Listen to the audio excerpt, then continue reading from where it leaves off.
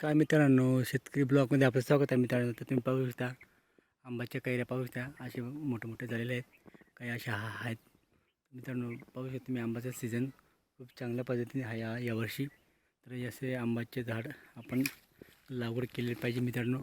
असं उंच झाड आहे आंब्याचं आणि त्याला कैरी लागलेली आहे मित्रांनो. कच्च्या कैरी खाण्याचा आनंद काही वेगळाच असतो शेतामध्ये. तर पाहू शकता तुम्ही एकदम कैऱ्याचं सीझन सुरू झालेलं आहे मित्रांनो. कच्ची कैरी खाण्याचा सीझन सुरू झालेला आहे आणि आपल्या शेतकऱ्याच्या शेतामध्ये कैऱ्या भरपूर खायला मित्रांनो. कच्च्या कैऱ्या तुम्ही पाहू शकता, कैऱ्यांची क्वालिटी अशी पद्धतीने कैऱ्या असतात मित्रांनो. तर पाहू शकता तुम्ही पूर्ण झाडाला कसं असं लहान मोठी कैरी लागलेलं आहे मित्रांनो. तुम्ही पाहू शकता आणि झाडं पण खूप उंच आहे. तर अशा पद्धतीने कैरी बारीक बारीक कैऱ्या लागलेल्या आहेत. आता त्याची वाढ आता थोडी थोडी म्हणजे लहान मोठं असं फळ सुरू झालेलं आहे मित्रांनो. म्हणजे आता त्याची वाढ एकदम जोरात सुरू झालेली आहे मित्रांनो.